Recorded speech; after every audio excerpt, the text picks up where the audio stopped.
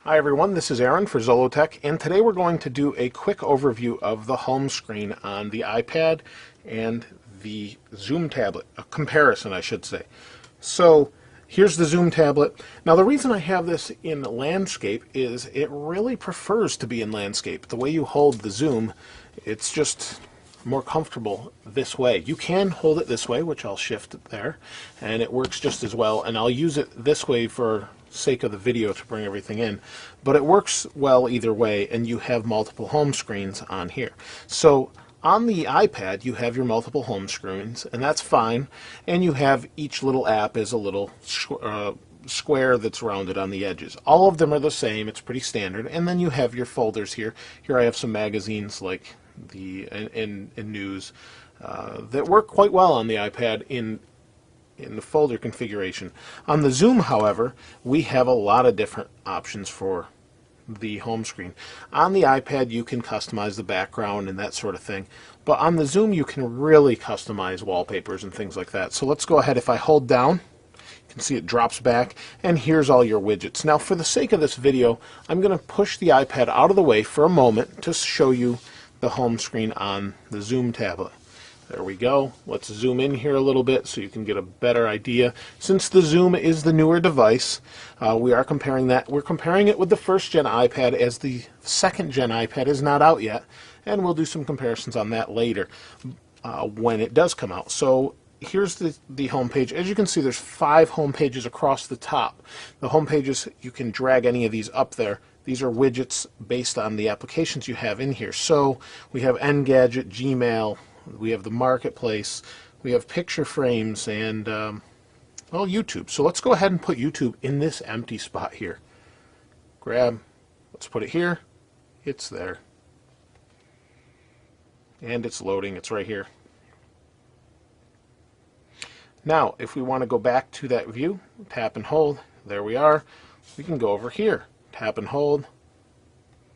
Again, it's not responding. So we can go there by swiping, and this is a live widget. You can see you can kind of go through the top YouTube videos, and we go back to home. We're back out.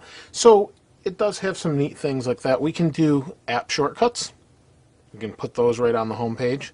Instead of being in a folder, they're in app shortcuts. We have wallpapers. We can change those. So let's change to something maybe a little bit more bright for this video. These are some of the included wallpapers. That's not what I was looking for. Let's change to this one. It's a little bit brighter. I do have to say, for whatever reason, the glare seems worse on the Zoom tablet. Maybe because the backgrounds are darker and they seem to be more difficult to read. But here's all the backgrounds. We do have live wallpapers as well that you can have. Spectrum, which is loading live. That's kind of neat. Let's go back, and we have maps. No, that's not what I was looking for. Let's go to the Halo Spiral and set that. So now let's go back home. Everything on this is quite fast, and you can see some of these dots are moving around and stuff. It's pretty nice. The overall usability of the home screen is very customizable. Now let's go over this quick. So on the iPad, just to compare, oh, and it rotated there. Let's zoom back out for a moment. On the iPad, to compare here, what we have is basically what I said before. We've got all these different things. We don't have widgets. We have our clock at the top, our battery, and over here we have iPad. It says iPad, and if you have 3G, it'll show you your network, Verizon, AT&T, or you've got Wi-Fi. You can customize your home screen by tapping on Settings, going to Wallpapers, and customize your wallpaper. Your brightness is right there. We can bring the brightness up or down, and that will affect the white balance on the camera, so I apologize. But that's pretty much it as far as customization. Not a whole lot on iPad as far as customization. As far as the multitasking goes, we double tap home, and we have our bar on the bottom. We can close those by holding and close. Come on, there we go, close. That's pretty much it. We do have some screen orientation locks, things like that. On the Zoom tablet, however, it's a little bit different. Let me bring you in here. Let me show you some of the notifications I've come to like. Down here we have our time. If we tap on this, you can see it says 3G and battery's pretty low, but if we tap on that, it opens up. There's our time, Verizon, 10%, There's the date. Here's a settings button. If we tap on settings, it pops up and we have access to our Wi-Fi and lock screen orientation, things like that. Brightness we can turn up. Let's do that.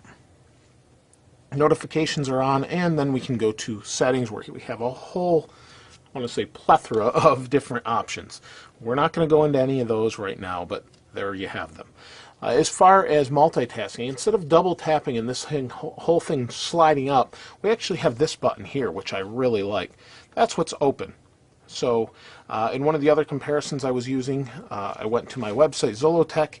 We can switch. If I go here, tap this again, we can switch to our Wi-Fi settings, or I can go back home. I really like the multitasking on this, and I think anyone that has used an iPad actually would really appreciate this as well.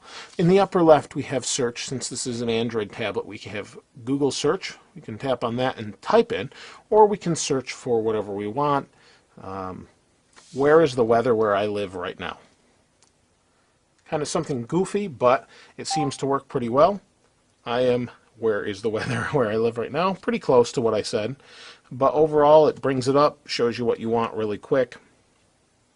And that's pretty much it.